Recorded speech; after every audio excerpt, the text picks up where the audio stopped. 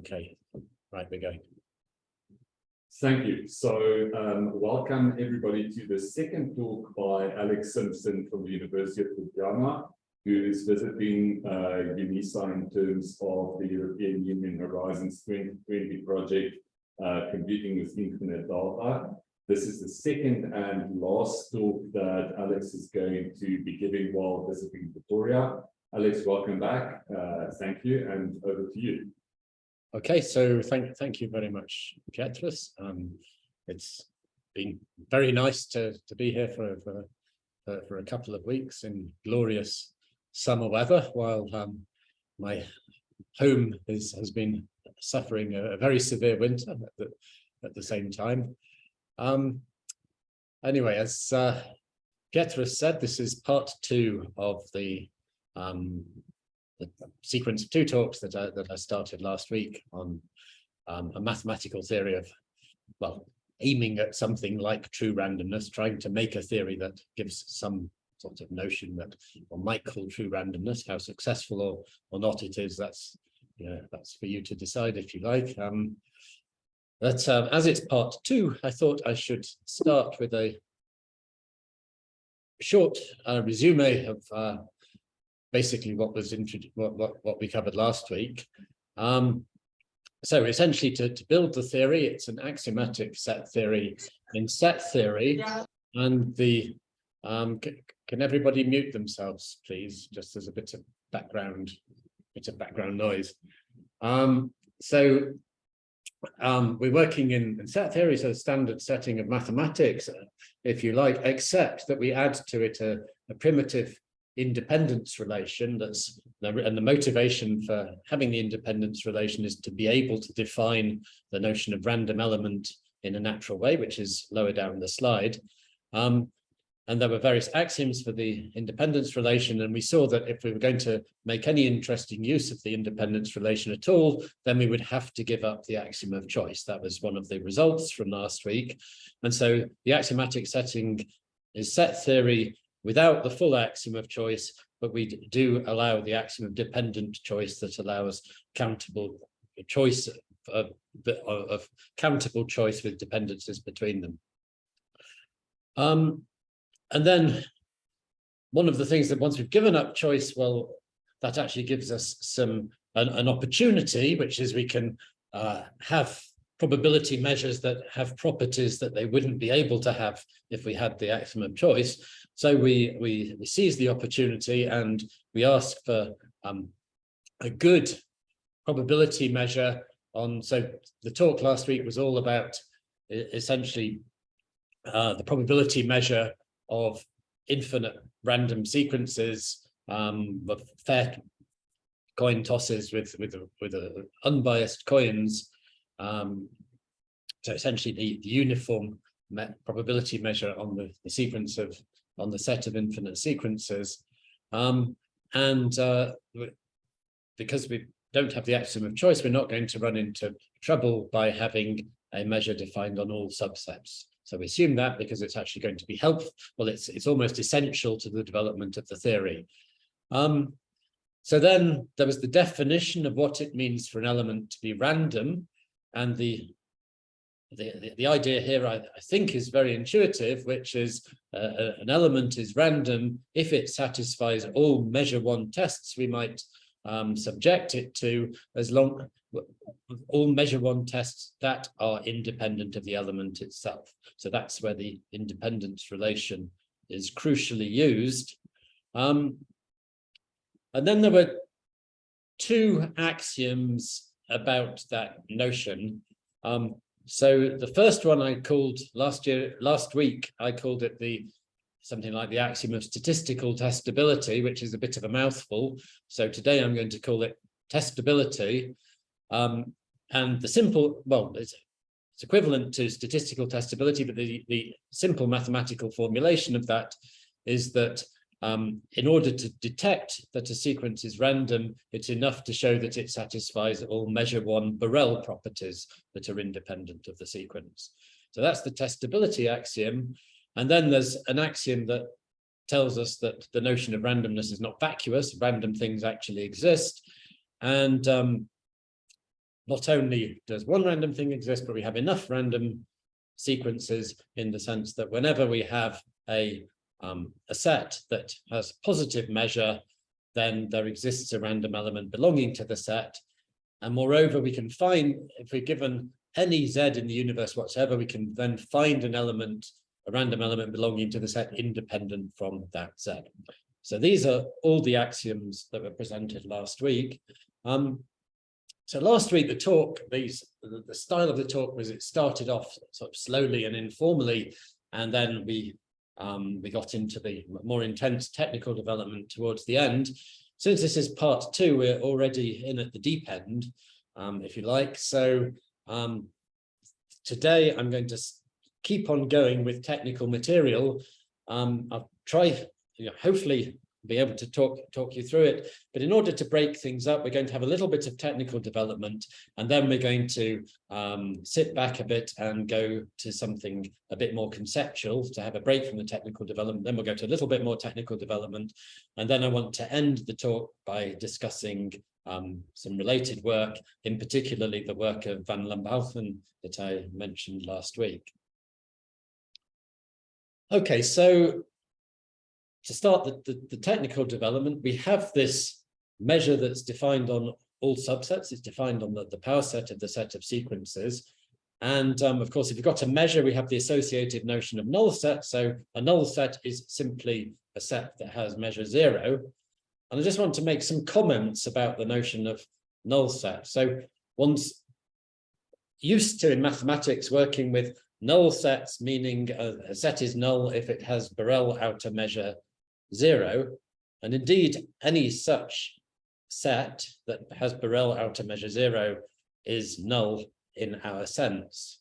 However, the converse will only hold in the case that our measure is such that all sets are Lebesgue measurable. And that is not something we're assuming, and it's also not true in my model of my axioms. So it's important to me that it's not the case that all sets will be Lebesgue measurable. So in general, there will be some null sets whose outer measure is not 0. On the other hand, if you have a null set, then its inner measure, its Borel inner measure is 0. But once again, that implication does not reverse, because it would only reverse if all subsets were Lebesgue measurable. So we can't characterize null sets in terms of inner and outer measurability and Borel measure, but there is a nice characterization of null sets in terms of random elements, and that's given by the proposition on the slide that a set is null if and only if it contains it, if and only if there is no random element in it that's independent from the set.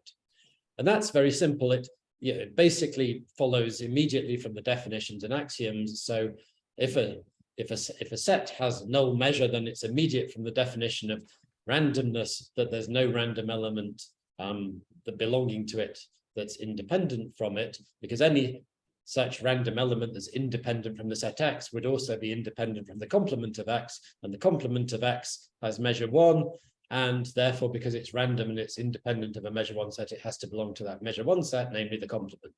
So that's the proof of 1 implies 2, and the other implication is simply the existence of enough random points that I had on the previous, I summarized again on the previous slide. Okay, so there's a nice characterization of null sets in terms of randomness, and using that, I can prove actually a relatively simple proposition that answers Willems' question from last week. So Willem was asking if the measure, so we have a measure lambda, this probability measure corresponding to fair random sequences defined on all subsets. It extends Lebesgue measure, but as I say, I'm not assuming that all sets are Lebesgue measurable. Willem asked last week, is it the unique such measure that extends Lebesgue measure? And the answer is yes. And that's answered by the following proposition, that if we had 2 measures of the kind we're talking about, so near Borel, sorry, I didn't remind you what that means in the summary. So near Borel means that the measure for any set X, there is a Borel set that has null symmetric difference to it that has the same measure. So that's a little bit weaker than Lebesgue measurability, where Lebesgue measurability would say there's a Borel set containing it that has the same measure, or equivalently there's a Borel set contained in it that has the same measure. Anyway, if we've got two such measures that agree on the Borel set, so they assign, for which it's enough that they assign the expected measure to cylinders, and suppose they each of them satisfies the two axioms. We've got the testability axiom and the enough randomness axiom. So that's one axiom, one of each kind of axiom for each of the measures. But anyway, if both of them satisfy the axioms, then the measures agree. So the proof of that is that if the two measures agree, suppose the two measures agree on Borel sets. So in that case, the notion of Borel randomness, which is determined only by the Borel sets, coincide. And because we've got the testability axiom, Borel randomness determines Borel randomness is sufficient for randomness. So the two measures have the same random elements. And then if the two measures have the same random elements, then by the characterization of null sets, which is purely in terms of random elements, it follows that they have the same null sets. And once you've got that the two measures have the same null sets, then for any subset X, by the near Borel property, we find a Borel set that has null symmetric difference with the set X. So lambda of the symmetric difference is 0. So since null sets coincide, lambda prime of the symmetric difference is 0. And then we simply calculate that we have the same measure for X via lambda and via lambda prime, because it's mediated by the agreement on the Borel set. Okay, so that answers Willems' question last week, but I'm including it not only to answer Willems' question, because it's also because it's important, because it's showing that we really have a canonical measure. And I think what's nice about this result is that, so if one were dealing with Lebesgue measurability, it's simply the case that you have a unique Lebesgue measure that extends the Borel measure, obviously. The near Borel property looks like Lebesgue measurability, but is weaker. And I don't think it's the case that any two near Borel probability measures extending the Borel measure are equal. But when we include the testability and enough randomness axiom, so when we have the near Borel measure coming with a well-behaved notion of randomness, then all the axioms together, and we use all of them in this result, do determine that the probability measure is canonical. Okay, so that's some properties of the measure, sort of vaguely using the notion of null set. I'm now going to, related to the notion of null set, I'm now going to show another property, which is a bit technical, but it's again, the proposition in the middle is again about null sets. And this is now taking us out of the realms of standard measure theory into sort of more exotic measurability properties that are sometimes in some strange circumstances useful. And the main result here is that the measure lambda, well, it's a measure, so it's of course countably additive. But in fact, and this is again a property that's inconsistent with the axiom of choice again, so we're now getting a second contradiction with the axiom of choice. Not only is it countably additive, but it's what's called Alif additive, which is additive for any Alif, where an Alif is a well-ordered cardinal. So not any.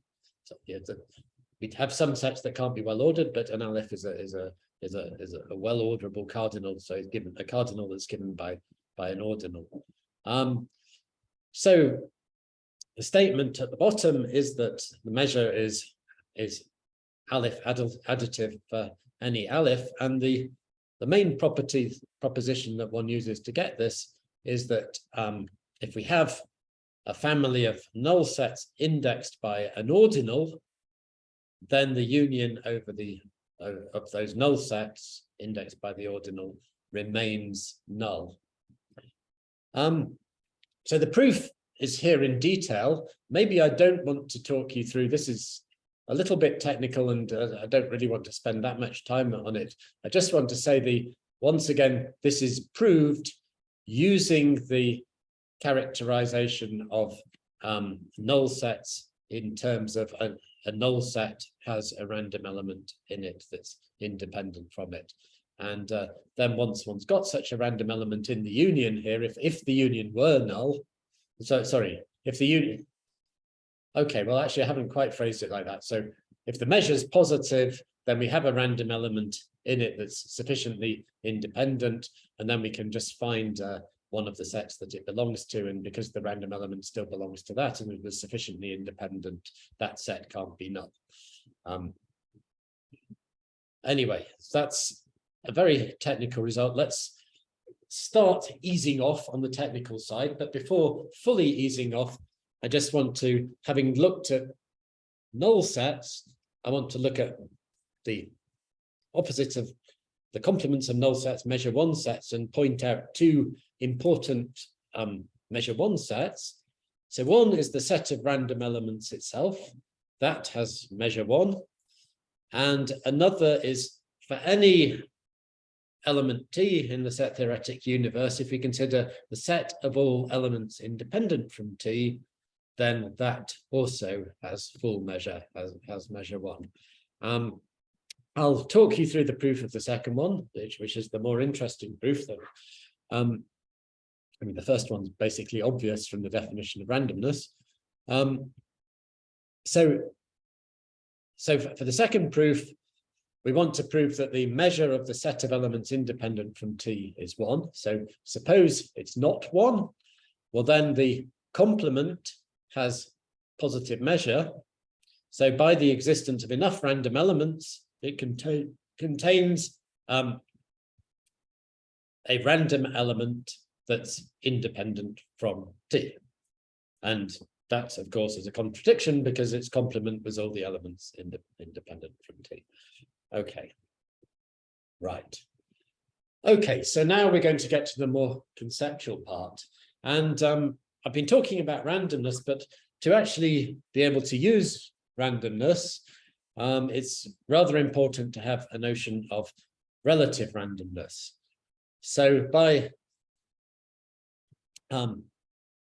relative randomness, I mean something like, so suppose you generate a random sequence and somebody else generates a random sequence independently from you, then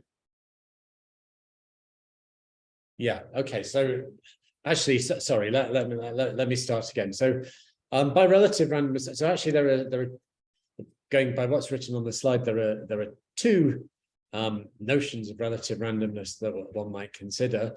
So one is that you might consider a random element to be relative to another, to some given element Z, if you have, so if the first element is random and the second element is independent from Z. So this is that R is random relative to Z in the sense that it's been generated independently from Z. But there's another notion that one might want to relate this to, which I call observable relative randomness. And this is the idea that suppose we know some element T of the universe, and we want to test something R for randomness, then given that we know T, we might want to show, T is part of our knowledge of the situation we're in, and we want to show that R is random to us in the knowledge, in the presence that we've got of T. We need to check that it satisfies all probability one properties that is going to satisfy all probability one properties that are independent of it in a sense that recognizes that independence is in the presence of T. So the point is there's a notion of independence being used here that's a bit more general, which is we're considering at the bottom a notion of independence relative to some assumed element of some assumed known element Z. So what I want to do is bring into the discussion a more general notion of independence, which I'm actually going to replace the current notion of independence with, which has that form of independence. So it's a notion of conditional independence of X and Y conditional on an element Z. And I'm going to then use that to define this notion of observable relative randomness. And I'm going to say then that R is random relative to T. There's going to be a notation for that. But first, I want to motivate. So this is where we get more conceptual. Again, motivate the conditional independence relation. So I'm going to introduce. So we get in our set theoretic universe, we're going to have a new relation, which is now a ternary relation. And the intuition here is that in this case, before independence meant somehow X and Y could be obtained respectively by two different mathematicians that tap into independent sources of randomness in order to generate X and Y. But here, they do that in the presence of shared knowledge of Z. So both mathematicians have Z available, and with that tap into two independent sources and give X and Y. So if Z were random, X and the mathematicians on the left and right would both be able to make use of Z in defining X and Y. So some examples to illustrate this notion. So if we generate three random sequences independently, then that's a case in which we would expect to have independence conditional on the right-hand sequence, because these two sequences were generated by independent randomness, and that's going to be the case even if both mathematicians know this, the both of them have access to this third generated sequence.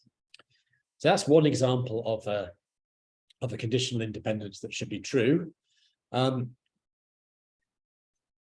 If we condition on anything definable, like 0, then conditional independence is just the same as unconditional independence, because both mathematicians already had shared knowledge of 0 because it was definable. We have shared knowledge of everything that's definable. And as with conditional independence in probability theory, conditioning is quite a subtle concept, and the formal properties of this relation, even though the motivation is different, the formal properties of this relation are sort of similar to the ones of conditional independence in probability theory. So in particular, there's no monotonicity with respect to conditioning. That is, if you strengthen a condition, it can break an existing conditional independence, or it can make a conditional independence out of some two things that weren't previously independent. So an example of the first kind is, well, if we generate two sequences randomly, then they are, of course, absolutely independent, which is conditionally independent on something definable.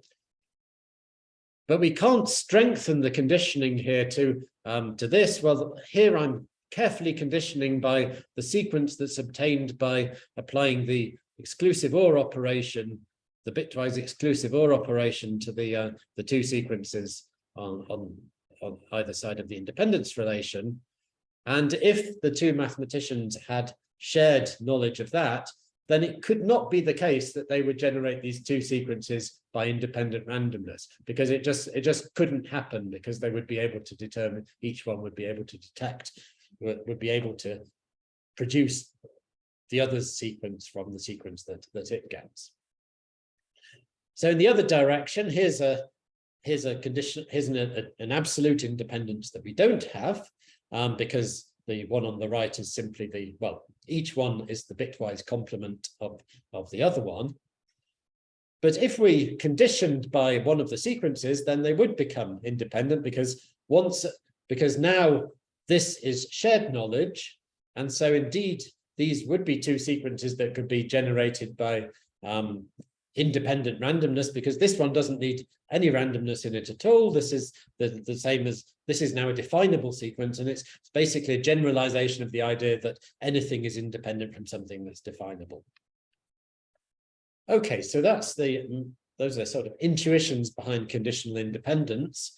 So the axioms now replace the axioms for absolute independence, and the axioms for absolute independence follow, because absolute independence is just the case where we condition on some definable element like 0. And these are essentially standard axioms that have been discussed very much in the literature on reasoning with conditional independence in probability theory and statistics. So the two most interesting axioms are the third and fourth one here, that allow you to move a variable from an independent statement into a condition. That you can always do. Or in the other direction, well, you can only move Z back to the independence. Well, in order to do that, in order to get the relation on the right, well, we clearly need to have that Z is independent from X in order to do that, because we're conditional on W, because we're stating an independence from X. So in order to move the Z into the non-conditioning part of the statement, it actually turns out to be sufficient that Z is independent from X, conditional on W. So these are nice properties and very powerful.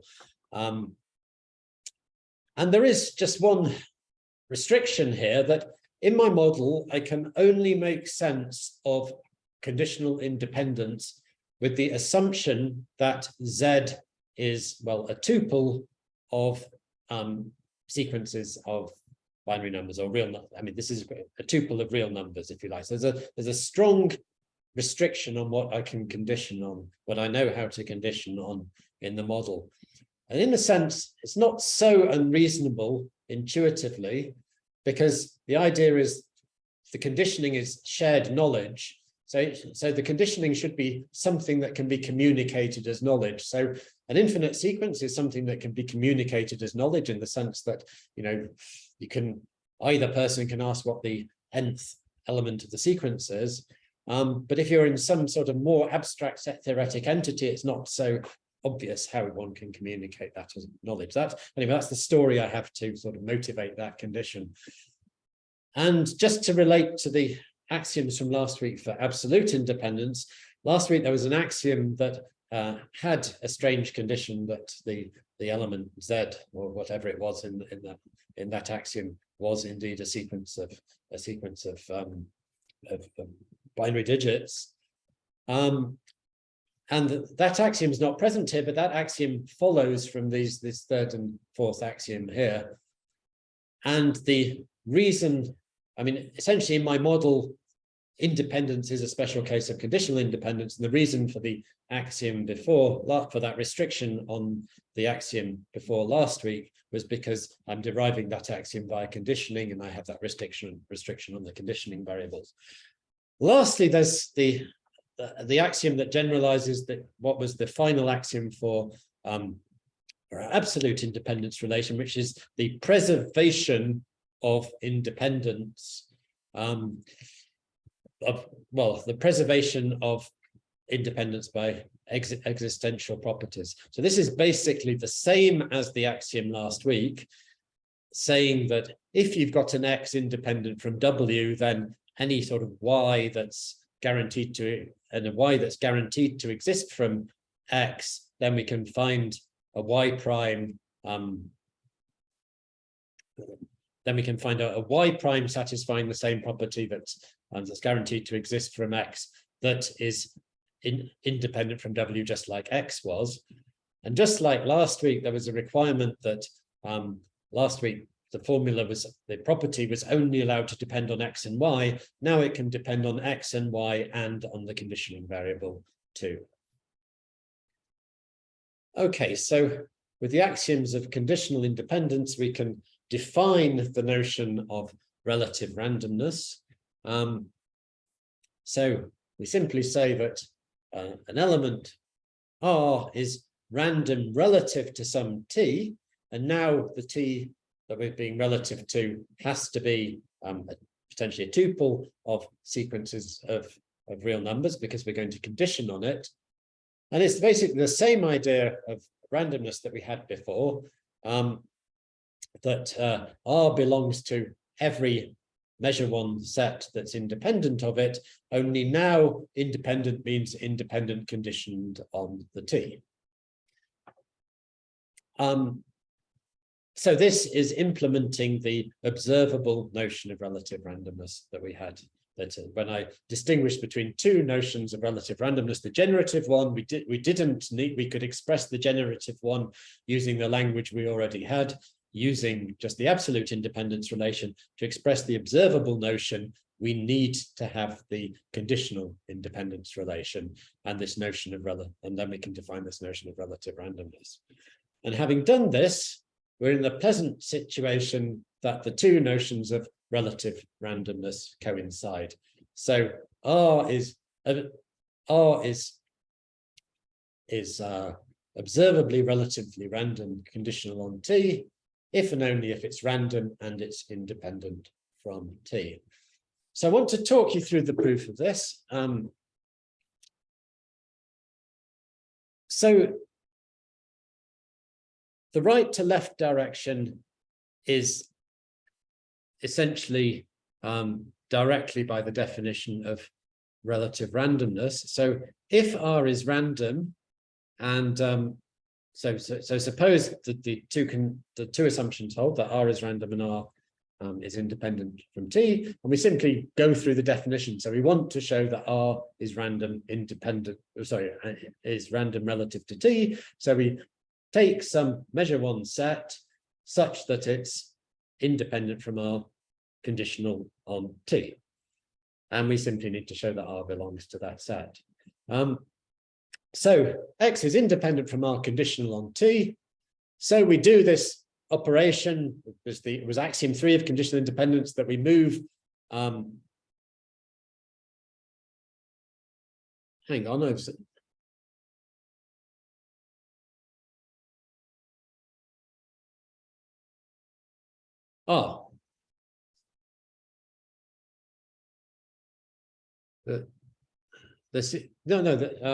yes, sorry, this is right. So we use this axiom that allows us to move something out of the conditioning into the side of the independence, because t was independent from R, we can move the t over to next to the X here. So X together with t is independent from R, and then you can always throw something away from an independence. So X is independent from R itself, and then, so since X is independent from R, X has measure 1 and R was random, then indeed R belongs to X. Okay, so in the other direction, we want to show that if R is observably random conditional on t, then R is actually random and R is also independent of t. And the proofs of both these statements are quite similar. I'll consider only the second one. So in the first case, you use the property that the measure of the set of random elements is 1. In the second case, we use the property that the measure of the set of for any t, we've got a t here, the measure, which we already talked about before, the measure of the set of sequences independent from t is 1. We're going to use that property. So if we look at this set, the set of all sequences independent from t, then it's definable from t. So with absolute independence, anything definable was independent from anything. With conditional independence, anything definable from t is independent from anything conditional on t. So this set of elements independent from t is independent from R conditional on t. And so now, because R was random conditional on t, the set of independent sequences is 1, and that set is independent from R conditional on t. By the definition of relative randomness, R belongs to the independent set from T. So indeed, R is independent from T. Okay, so we have this nice coincidence that both notions of relative randomness coincide. And this turns out to be very important in the technical development that follows, because often one's in a situation that one has these two properties, but one wants to be able to reason in a nice way. And to be able to reason, one needs to use the properties of conditional independence. And so actually one moves to this notion, reasons with conditional independence, and then that turns out to be a powerful tool. Before giving you an example of that, I just want to talk about the axioms. So we've now introduced a new conditional independence relation. We've got the new notion of relative randomness. Do we need new axioms for relative randomness? Our original axioms only governed randomness. So for the testability axiom, it seems to me that we do need a new axiom. I've been unable to prove that testability for relative randomness follows from testability for absolute randomness. So we just assume the new axiom, the generalization of the previous axiom, that relative Borel randomness implies relative randomness. So Borel tests are enough to test relative randomness.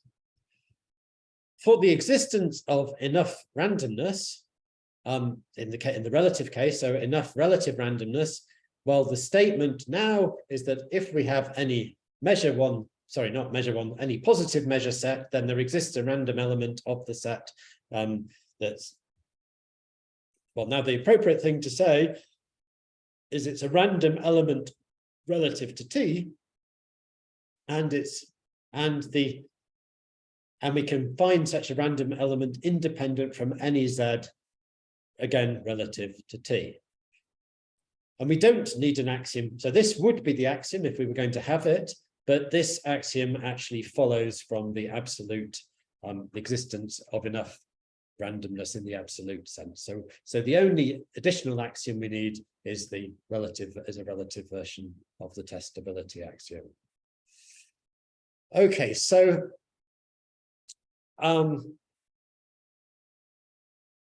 right, so I want to end so basically the last part of the talk, I want to do a little bit more technical material, cover a little bit more technical material, and then summarize, and then talk about some connections with other work that I think's interesting. So to end the technical material, so here's a result. This is one of a family of results, which kind of the idea of the result is to show that measure-theoretic properties can be characterized in terms of random elements. So here, the measure-theoretic property is that you've got a function and its inverse image preserves the null set property. Or if you like, the push forward maps the domain measure, which is the uniform measure, to a measure that's absolutely continuous with respect to that measure. There would be an equivalent formulation. So it turns out the inverse image preserving null sets is the same thing as the function f preserving randomness, basically. So this property characterizes what it means for the function f to preserve random elements.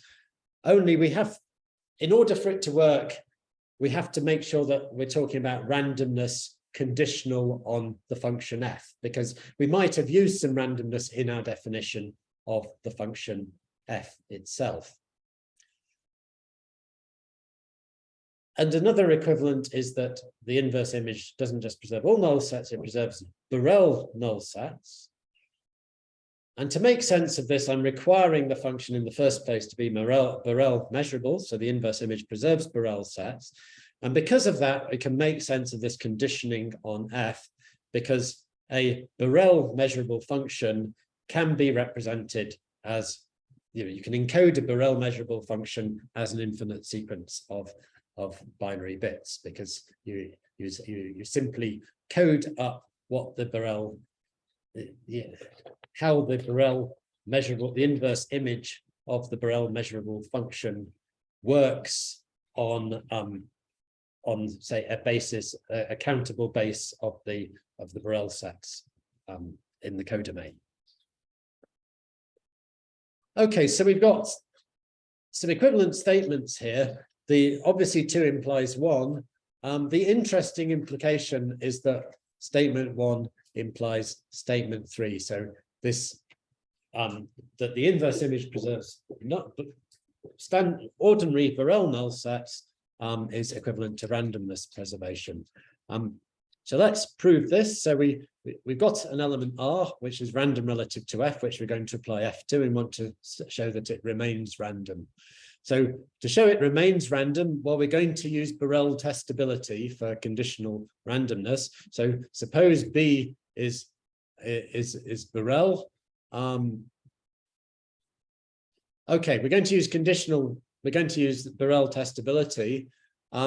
But I've written the argument rather than showing that F of R belongs to every measure 1 set, I've written it in the other way that's equivalent, which is that if we have a Borel set that F of R belongs to in an independent way, then that null set has positive measure, because we've found an independent random element belonging to it.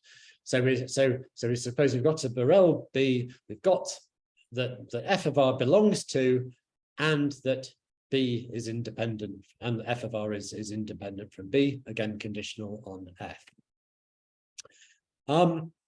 So by the axiom that conditional independence is preserved under definable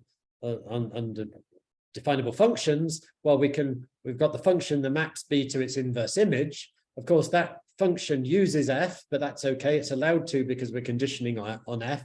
So this independence gets preserved, and the inverse image of B is independent from F of R, condition on F.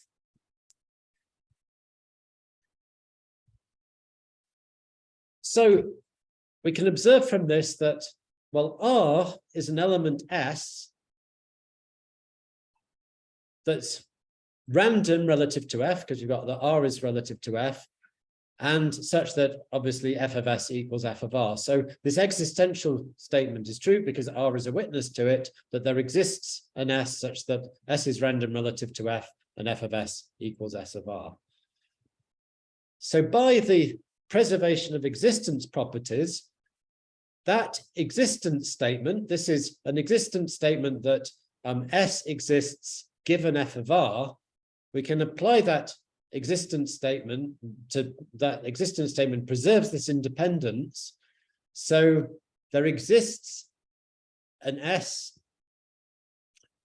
I've inverted the left and right here, but there exists so because F of R says there exists an S, in place of F of R, we can get that there exists an S such that S is independent from F to the -1B conditional on F, and that S still satisfies these 2 properties, that S is random and F of S is F of R. So we're no longer working with the original R, but we found some S that's as good as R because it's still random conditional on F, and it still maps to the same element on the right. And because S is in the inverse image of B, well, and it's independent and random, then that means the inverse image of B, because it's got an independent random element, has positive measure. And since F to the -1 preserves null sets, then the measure of B is greater than 0, which is what we wanted to show, because we'd had a random F of R independent from B conditional on F, and we wanted to show that belonged to B, and we wanted to show that then that means that the measure of B is greater than 0, which it does. So this shows that F of R is Borel random relative to F, whence by testability R is random relative to F. So that really was technical. the comment to make about it is that we could have formulated this. Conditional randomness has a statement purely in terms of absolute randomness, namely if we use the generative formulation of conditional randomness rather than the conditional independence formulation of conditional randomness. So we could have formulated this without using any conditional independence. But for the proof to work, it's absolutely fundamental that we're using the rules for reasoning with conditional independence. I've not been able to get a proof to work that does not go through conditional independence. So I think having conditional independence here is really crucial. And then for the further more elaborate results that I'm not going to have time for, it's also used in an essential way. Anyway, having done this, a simple corollary of this is that two properties are equivalent for measurable functions. So we were looking at just preserving null sets before. A stronger property would be measure preserving. And it turns out that preserving the inverse, having a measure preserving function is the same. If it's a Borel function, it's the same being measure preserving on all subsets according to our power set measure, or measure preserving on Borel sets. And that's a simple argument, just based a simple corollary of the previous result.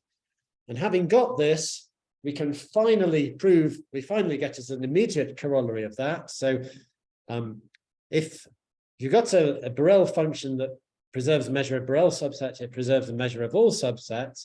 So of course, some well-known functions that preserve the measure of Borel sets are the translation functions, which here we're dealing with infinite sequences rather than real numbers. So a translation here means pointwise XOR. That's the relevant group action on the set of infinite sequences. So we get that the measure finally took us a lot of work to get there, but the measure is translation invariant.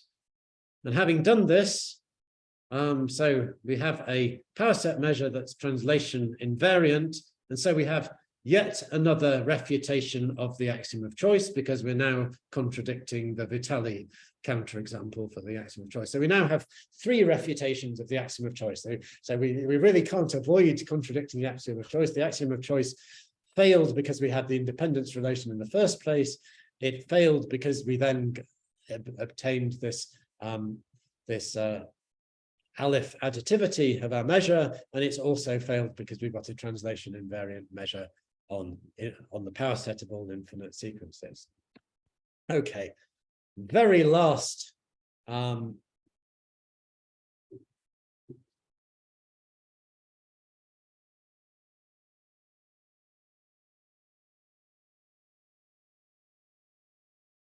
okay, so maybe I'm going to skip these slides. I just want to say the last thing I wanted to introduce was the notion. So we've been talking entirely about the uniform probability measure on infinite sequences. Of course, if any theory of measurability worth its salt is going to have to deal with arbitrary measures. So I've got a couple of slides of development in which we look at arbitrary measures on, so I'm keeping the set of infinite sequences, but I mean, of course, that's as good as any other standard Borel space, if you like. So if you can do measures on the set of infinite sequences, you can deal with measures on any standard Borel space.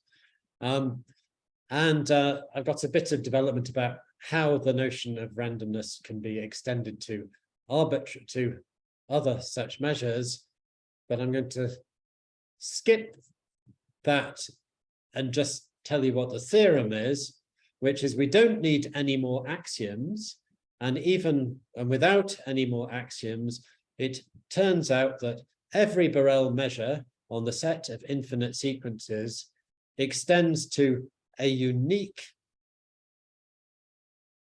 randomness supporting power set measure. So that by that, I mean a measure defined on the whole power set that supports a good theory of randomness. And the good theory of randomness means it satisfies our 3 axioms. So the measure is near Borel. It satisfies the testability property that Borel tests for randomness imply randomness, and there are enough random points. So our axioms for the uniform probability measure that has a good theory of randomness imply that every Borel measure on a standard Borel set space has a good theory of randomness. Okay, so with 10 minutes to go, I want to talk about essentially further directions, summaries, and some pointers to related work. So I mean, I developed this to a certain degree, but with the development so far is very far from the full theory that I would like. I mean, I would really like to show that basically one can do all one wants to do with measure theory as it applies to standard Borel spaces, but we can have well-behaved power set measures with properties being characterized via random elements. So something obvious to do in this regard is to look at product measures and Fubini theorem and so on, and then look at maybe there's some interesting interaction between randomness and stochastic processes, which I'd be happy to discuss with people. So that's one development. Be nice to borrow some ideas from algorithmic randomness. So actually, I haven't worked it out, but I have ideas for how to characterize randomness in terms of incompressibility in this setting. And maybe I'm pretty sure that there should be another characterization in terms of martingale. So the different styles of characterizations of randomness that one has in algorithmic randomness, I believe, have parallels in this setting. There are the foundational questions. So consistency, I'll talk a bit about in a moment. So I've put a question mark and an exclamation mark. I mean, I have a model, but I haven't completely verified that it is a model. So I'm like some good distance towards establishing consistency, but until it's written up, then yeah. I mean, anyway, well, I'll talk about this in a moment. But having done that, I mean, I wonder if one can strengthen this. And in my model, it's not the case that all sets are Lebesgue measurable, but is the axiom that all sets are Lebesgue measurable, is that even consistent with my theory? I don't know. And then there are interesting axioms other axioms that one might consider. So the following axiom does hold in my model, and I think it's interesting from a philosophical point of view. It says that for any sequence of zeros and ones, you can find a probability measure with respect to which that sequence is random. Moreover, it's not just a probability measure, it's determined, where determined, if you remember from last week, means that the measure is independent from itself. So it's kind of like a notion of definable. So I call this the axiom of statistical analyzability, because it says that sort of anything we discover in the universe can be subject to a statistical analysis by some deterministic law. We just need to find the law for it. And then another direction I've been developing, I've given some talks on this that you can find online. It's another big program in development, something called synthetic probability theory. Doesn't explicitly use the notion of randomness, but on the other hand, what I'm developing today, I view as the foundations, a foundations on which that theory can be based. Right, so to summarize what we've done, we've extended set theory with conditional independence and used this to axiomatize randomness. Philosophically, the advantage of this is it builds predictive content into probability theory. So whereas the philosophical explanations of probability theory sort of struggle to explain what almost sure means, we don't struggle because we replace the notion of almost sure with conditions under which genuine certainty applies. So namely, if you have a test and it's independent, then your random element actually belongs to it. So technically, we've used the approach to develop a theory of randomly supported probability measures. That was the last bit, but that's still at an early stage of development. So I now want to discuss a little bit the model. I don't have much time, and connections with previous work. So the model is a Grothendieck topos. Doesn't matter, I won't talk through the details. The thing is, I've been working with this model for years. I still haven't completed a consistency proof. And the reason I mean, I've been doing other things too, but it's difficult as well. But also the axioms have kept on changing. But the new axiomatization seems to me the right one, and I've never thought that before. And anyway, so I'm hopeful, but it's still not verified. So there are some potential connections with something called dependent and independent logic, which has been introduced by Jukka Väänän and collaborators, in that they've been looking at first order logic with notions of independence added, well, dependence and independence added. So a lot of my axioms are from that. The difference is that I'm talking about a classical logic. I won't say more about that. The two things I do want to talk a little bit more about are algorithmic randomness. So I talked about, can we borrow ideas from algorithmic randomness? One might go in the other direction. So I wonder if there's any scope within algorithmic randomness for making some sort of independence-based definition of randomness. So basically, I want to define a sequence to be random in some algorithmic sense. Again, if there is no sequence S such that S if there's no independent element such that R satisfies a test determined by S. So I want to have a notion of somehow independence of sequences that allow us to define independence in terms of Martin-Löf tests, namely independent from those Martin-Löf tests that are independent from the sequence we're testing. Anyway, there's a concrete proposal on this slide. I don't know if this works or if something similar is possible, but it seems to me an intriguing idea. So the last thing I really want to talk about is VanLandhalcon's work, because this was really a major inspiration for the work that I'm doing. So VanLandhalcon, in 2 papers in the Journal of Symbolic Logic, followed a very similar program. He axiomatized properties of randomness based on a relation of independence, and he used his axioms to derive measure-theoretic consequences. The big difference really between VanLandhalcon's work is how the program is carried out. So in VanLandhalcon's case, he introduced an independence relation, which his notation was Rx. X is independent from a sequence Y. But what this meant, his axioms for that, he's basically axiomatizing the notion that X is random relative to Y in this talk. So for him, independence means randomness, relative randomness. So, I mean, according to my idea of independence, that's a conflation of independence and randomness. And so the big difference is this, the key difference in our approaches is this, that I start off with a neutral notion of independence and use it to define randomness, which I think is conceptually natural, and an advantage of it technically is that it allows the smooth development of randomness for the general probability measures, that what I sort of skipped over very quickly at the end. Okay, so the conclusions are, I follow VanLandhalcon's program, but I do it in a different way.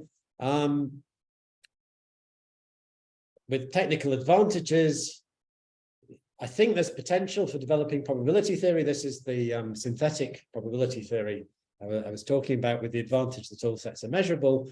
But the whole development, it's been a very long-standing program. It's still work in progress, and consistency as well is work in progress. But I really believe that this current theory, I strongly believe this current theory is consistent. Okay, so sorry for rushing a bit at the end.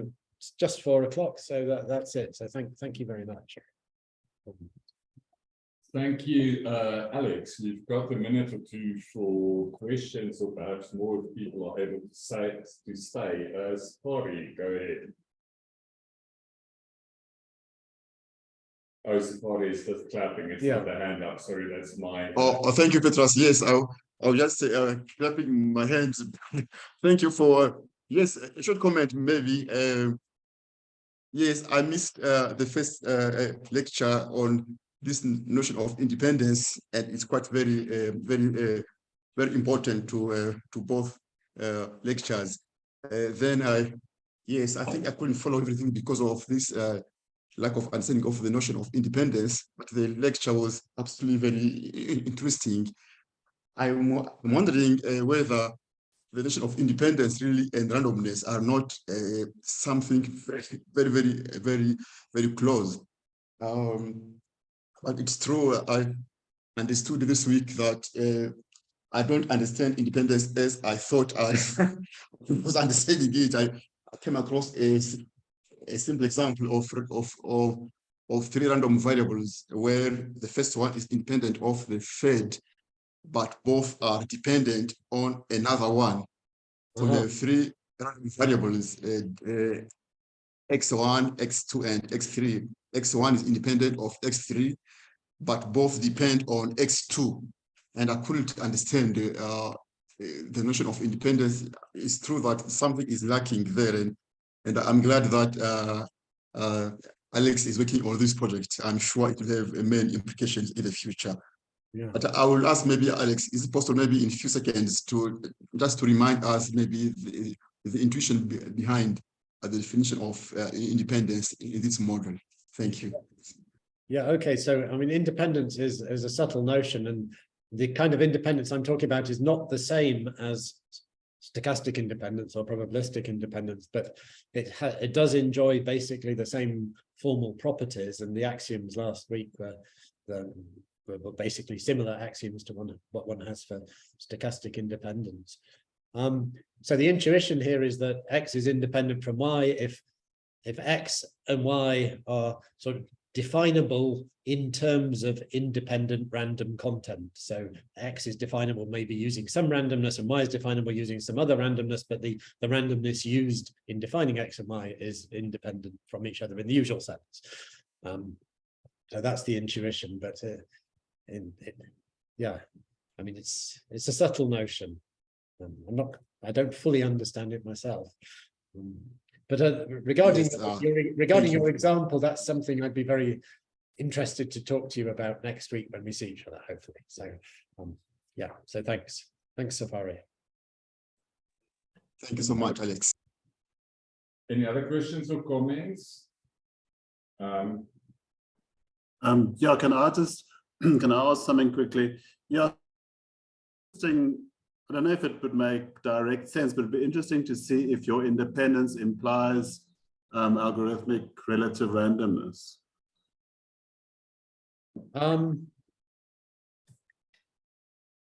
Well, sorry, my notion of relative randomness implies algorithmic relative randomness. Yes, it does. Okay, so it is at least as strong. It is at least as strong as algorithmic relative randomness. Okay, that's very interesting. Yeah, but it's much stronger. I mean, it implies randomness in Solovey's sense. Yes. Okay. Yeah. It implies all notions of algorithmic randomness. Well, at least all reasonable ones. Yes. Okay. Yeah, that's very interesting. Anybody else? Just go ahead. I'll, in the meantime, say I think it seems to me like a fantastic piece of work that you did, Alex, and in creating this foundation for the notion. And I think I'm very pleased that you presented it in full, if I understand it correctly, for the first time here in Pretoria. Maybe that will go in the mathematics history books finally. So I think okay, thank you. Can I just reply to that? So yeah. So thank you for the comments. I think the only what I would change is instead of did, it's doing, because it's very much work in progress, and it may indeed go down in not really in history, but it may turn out to be one of these projects that doesn't work. You know, I believe no. I mean, it seems to be working out to me, but hopefully, fingers crossed, it's going to really work out to the end. Yeah. Yes, excellent. So thank you again for these talks. Thanks you for visiting. Thank you everybody for participating in this afternoon's talk. Have an excellent afternoon and keep well. Okay. Thank you, and thanks to everyone for attending. Thanks, Alex. Thanks, everyone. Thank you, Alex. Thank you. Bye-bye. I'm going to stop. Thank you, Alex. Thank you, Petras and the colleagues. Thank you. Bye-bye.